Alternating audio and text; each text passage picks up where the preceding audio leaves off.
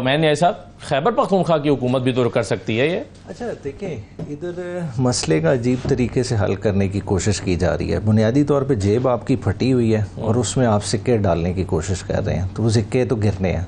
मसला बना किसकी वजह से है? मसला बना है IPPs की वजह से, मसला बना है उन मुआहदों की वजह से जिनकी वजह से आज हम अपने आर्मी के बजट से ज़्यादा पैसे इन IPPs को दे रहे हैं। और वो क्यों दे रहे हैं? क्योंकि उसमें हमारी लोकल कनाइवेंस शामिल है। आज तक फेडरल गवर्नमेंट ने कौन से एग्रीमेंट रिव्यू किए हैं? देखें, इतना अरसा गुजर गया, आपको नहीं पता था कि अवाम की ये पहुँच से बाहर है। आज एक हाउस होल्ड का किराया इतना नहीं है जितना उसका बिजली का बिल आ रहा है। वो बेचारा किराया देगा या बिजली का बिल देगा या बच्चों की फ़ीसें देगा। हालात उधर ले गए, और ये तो बेसिकली अवाम का मजाक उड़ाने के मुतरादिफ है कि आपने उन पे इतना बोझ डाल दिया। अब आप उसे एक बिल पे 10,000 का 7,000 का रिलीफ दे देंगे, उसका क्या होगा? जो बेचारा खुदकुशी कर गया वो तो चला गया। हालात आप उस नहज पे ले गए हैं जो पॉइंट ऑफ नो रिटर्न पे है।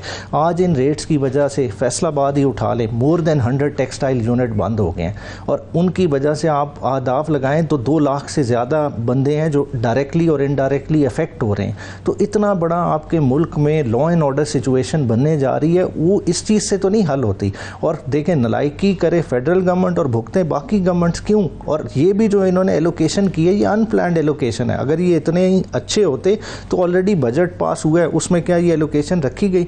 अब आप क्या है कि अस्पतालों के फंड में से काटेंगे, बच्चों की एजुकेशन में से काट के सड़कों वगैरह में से काट के डालेंगे, तो क्या ये जस्टिफाई होगा? नहीं होगा, नहीं होगा।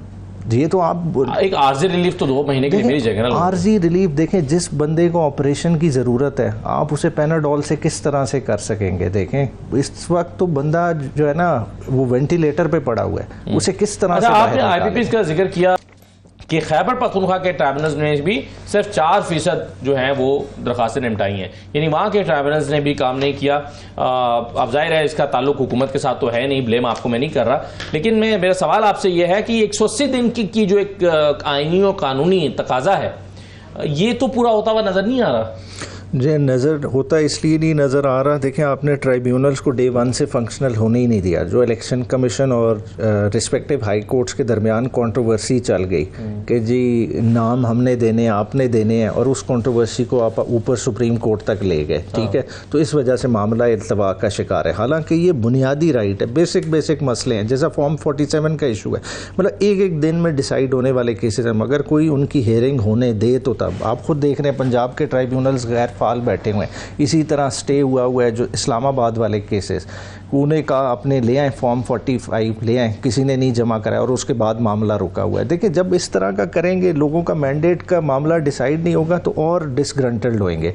आप अगर इलेक्शन कमीशन का कॉन्डक्ट देख लें कि रिकाउंटिंग की दरखास्तें उसके पास गईं तो उन्होंने क्या किया, जो तहरीके इंसाफ की थी ऑन रिकॉर्ड है 27 दरखास्तें, ठीक है, वो खारिज की गई। जो तहरीके इंसाफ के अगेंस्ट थी वो अलाउ की गई, और वो आपने देखा कि सुप्रीम कोर्ट तक मैटर गया, वो डिसाइड हो गए। हमारे 2 MNAs डी-सीट भी हो गए कि जिधर वो मामला चल रहा है वहाँ इलेक्शन कमीशन को घेर लग जाता है। मगर जहाँ से तहरीके इंसाफ को रिलीफ मिल सकता है वहाँ वो ट्राइब्यूनल्स की मद में उस मामले को बुरी तरह से इंटेंगल किया हुआ है। और आपने देखा कि पार्लियामेंट ने उसके बाद लेजिस्लेशन भी की, और लेजिस्लेशन किस लिए कि किसी तरह से हम इन ट्राइब्यूनल से काम वापस लें और रिटायर्ड जजेस को दिया जाए टाइम बेस के लिए। जब आप रिटायर्ड जजेस को वही टास्क दे देंगे जिसका इंसेंटिव ही नहीं है डिसाइड, क्योंकि उसको तो दोबारा आप री एम्प्लॉय कर रहे हैं ना, उसके पास क्या इंसेंटिव है 30 दिन में डिसाइड करने का? वो पूरी term of the parliament cases सुनता रहे। और प्रीवियसली हुआ भी यही, आपने देखा कि पार्लियामेंट की टर्म खत्म हो जाती थी और केसेस सुप्रीम कोर्ट के पास गया है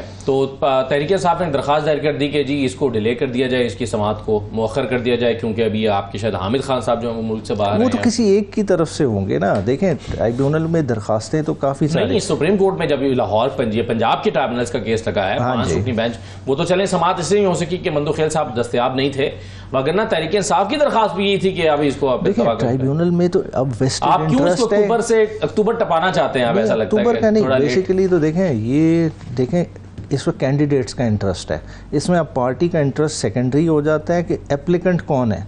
हर हल्के वाला बंदे का अपना इंटरेस्ट इन्वॉल्व है और हर किसी का वकील उधर इन्वॉल्व है, उन्होंने अपना केस लड़ना है। तो बुनियादी तौर पे तो कैंडिडेट्स के इंटरेस्ट में है कि चीज़ जल्दी डिसाइड हो। सही है। आपको क्या साहब, एक मसला तो ये है कि इमरान खान पर आज एक और तोशाखाना का केस जो है वो रेफरेंस दायर हो गया है, तो पहले भी उन पर तोशाखाना के रेफरेंसेस बने हैं, जमानत भी हुई है उसमें, तो ये अब मजीद इंकशाफात हो रहे हैं, तो कैसे देख रहे हैं आप इन रेफरेंसेस को? अच्छा, ये इंटरेस्टिंग है कि देखें खान साहब की जो पहली कन्विक्शन है वो भी तोशाखाना के गिफ्ट्स की डिक्लेरेशन पे थी, जो 5 अगस्त की जिस वजह से अरेस्ट हुई और सारा मामला चला। फिर उसके बाद देखा कि ये केस जाता हुआ नज़र आ रहा है, तो तोशाखाना पार्ट 1 आ गया, गिफ्ट्स सारे उसमें मेंशन जो नोटिस नैब की तरफ से गए, तो सिलेक्ट करके एक सर्टेन एस्पेक्ट को शुरू कर दिया।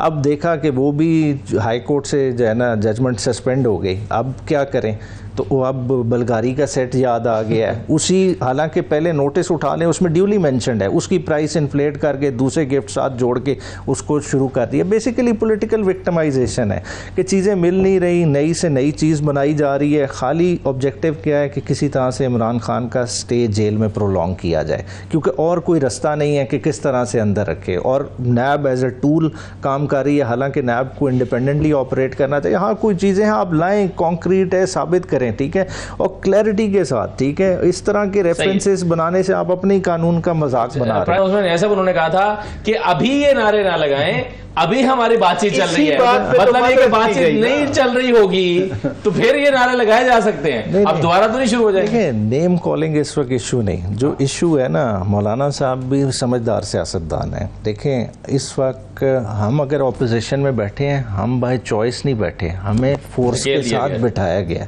ठीक है, और अगलों को नजर आ रहा है 8 फरवरी का नहीं, उनकी कोई 1-2 सेनेट की सीटों पे भी बातचीत चल रही थी, वो तो हम बिला मुकाबला चाह रहे हैं कि केपीके में बजाय इसके हॉर्स ट्रेडिंग का इल्जाम लगे। भी तो शायद 1-2 सीट ऑफर कर रहे थे। जिसकी पार्लियामान में सीटें हर किसी कैंडिडेट के हिसाब से ही डिसाइड होना है ना, बाय 5 तो हमारे न्यूमेरिकल स्ट्रेंथ के हिसाब से आती हैं, 2 पे कंटेस्ट का बनता है, तो वो ओवरऑल अगर वैसे ही डिसाइड कर ली जाए, जैसा परवेज इलाही साहब ने पास में किया था, बिला मुकाबला हो गया तो हो जाए।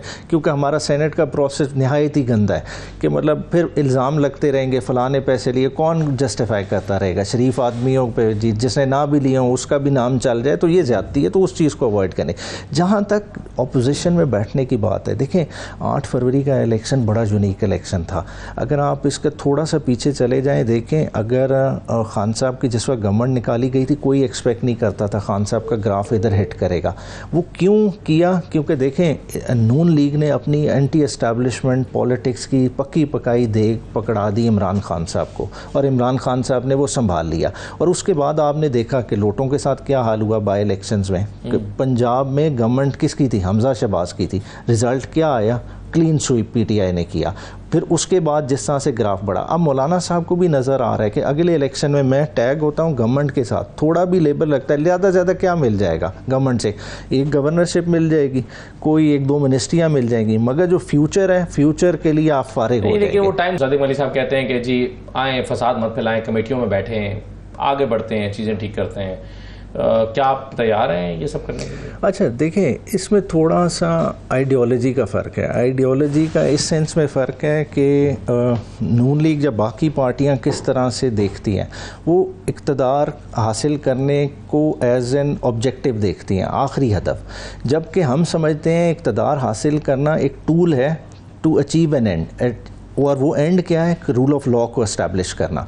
तो ये फ़र्क है। अगर आप बात करें, ये हमसे बात करें कि जी इलेक्शन कमीशन की प्रॉपर रिफॉर्म्स करनी है इस मुल्क में, हमने IPPs का मुहासबा करना है और कोई रिफॉर्म्स लानी है, हम बैठने के लिए तैयार हैं। मगर ये कहें कि जी हम आपस में डिसाइड कर लें, बंदर बांट कर लें, पास्ट की बातें नहीं करेंगे, करप्शन को नहीं छेड़ेंगे, करेंगे, वो हमारा मैंडेट नहीं है। क्योंकि पैसा किसका चोरी हुआ है? इस अवाम का चोरी हुआ है। तो उन चीज़ों को हम नहीं कर सकते, तो ये बुनियादी फ़र्क है। तो उस चीज़ को आप जवाब बना लें कि जी हम ओपन अप नहीं है, हालांकि हम हर कमेटीज़ में इनके साथ मौजूद हैं। अगर स्टैंडिंग कमेटीज़ हैं तो उसमें PTI की भी नुमाइंदगी है, बाकी जमातों की भी है, तो उसमें हम इंशाल्लाह ताला पूरा पार्टिसिपेट करेंगे। मगर ये एक्सपेक्ट करें कि हम किसी NRO की तरफ या वो उस तरह की चीज़ के लिए साथ देंगे, तो वो नहीं होने लगा।